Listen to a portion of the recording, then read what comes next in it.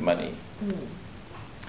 And my estimate, and of course I can be wrong by a few years, is that we're probably going to be using gold and silver as money around the world in another 20, 25 years from now, which is not at all a long period of time. No. When I make a statement like this, I have some credentials to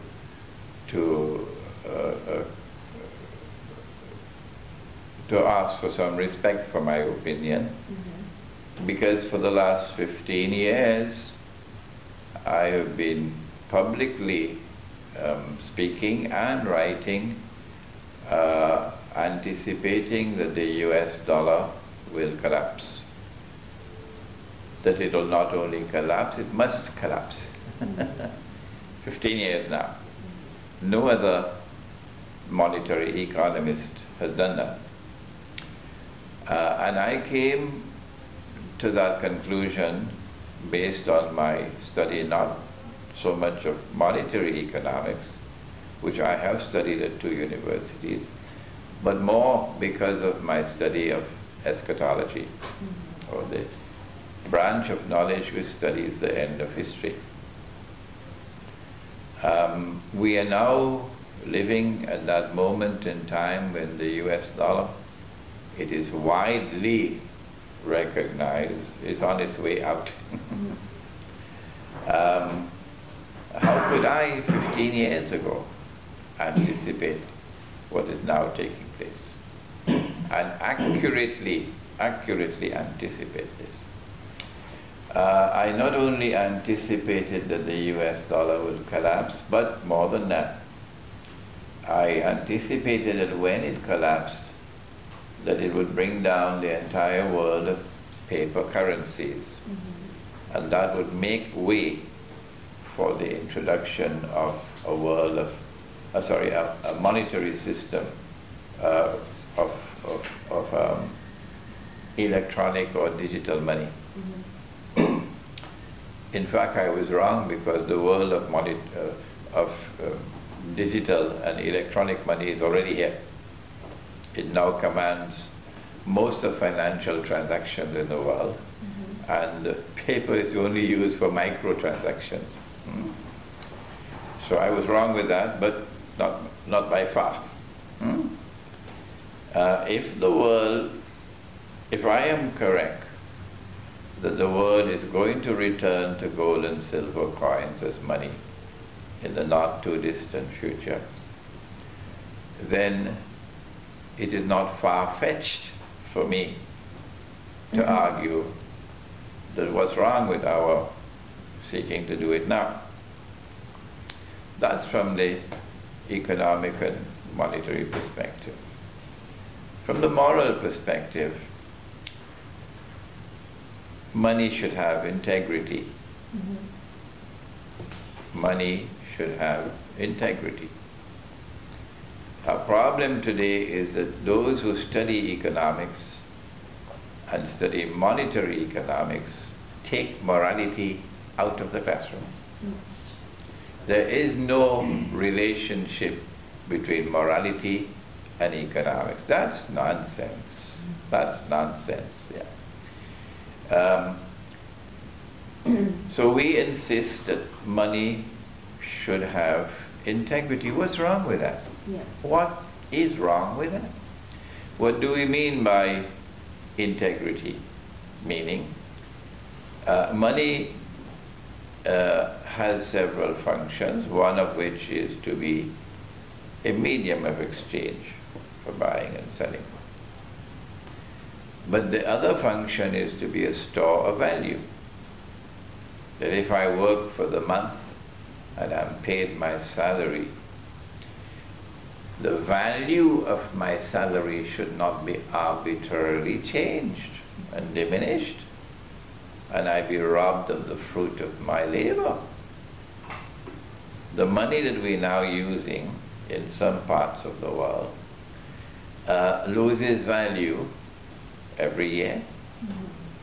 And when the US dollar collapses and the ensuing panic reaction emerges, as I expect, the value of money would probably be changing by the hour.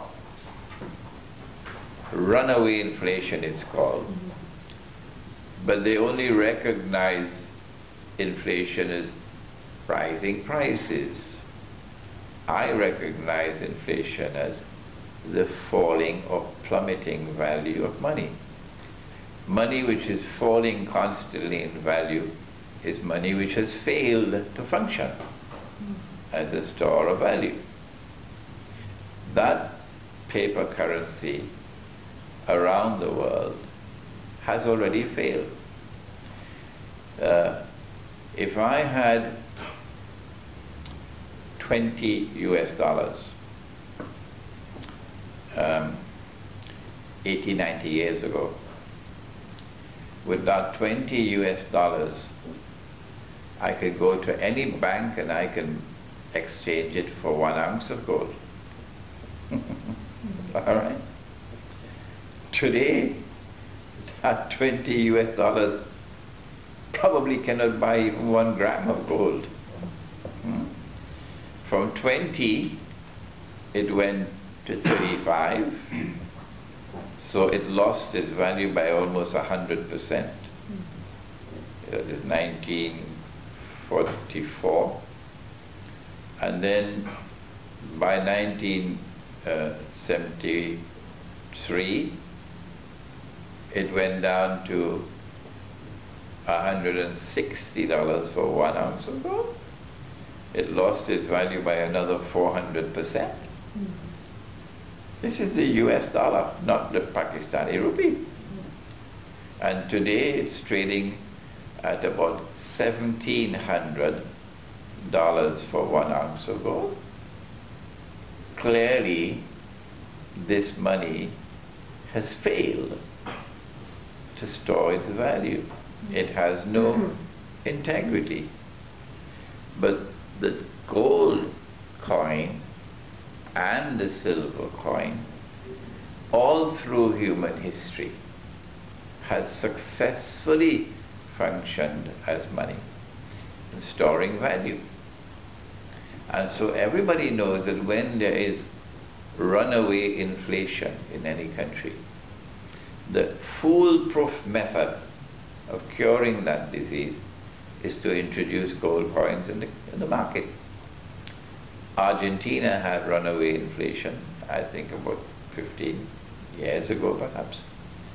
And Argentina introduced gold coins in the market and they solved the problem of inflation. Okay?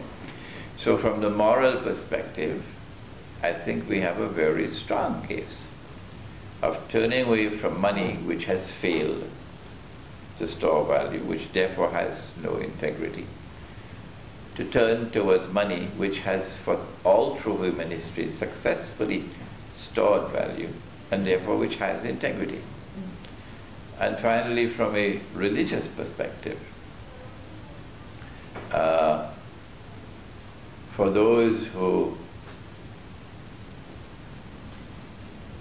declare themselves to be Muslims, and who in so declaring have some sincerity in what they say,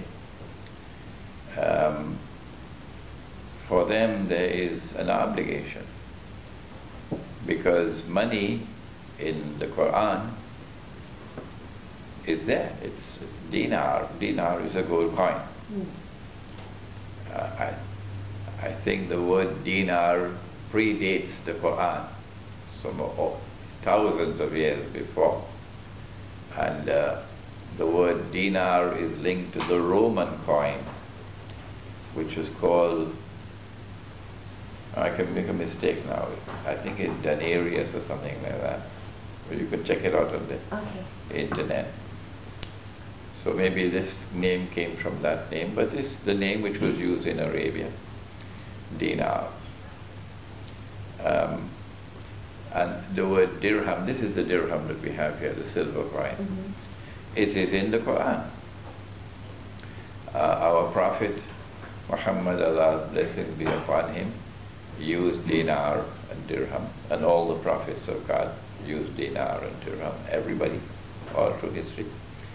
It is part of the religion of Islam. And we have a religious obligation to recover that which was, I can't say lost, I have to use a stronger word, that which was taken away from us.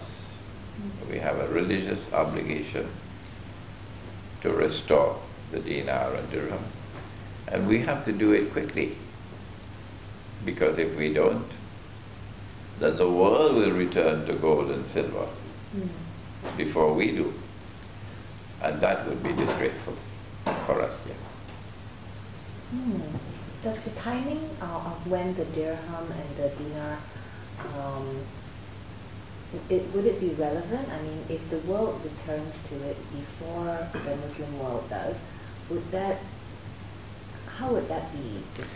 I just said it would be disgraceful for Muslims. And those who are not Muslims are using the money which is in our scripture and which our Prophet used. And we are not using it. That we should have to turn to them for guidance and follow their example would be a very sad commentary on our conduct, our religious conduct. I pray to the one God that He may take me away from the world, that I'm not alive to witness that day, because the disgrace will be too great for me.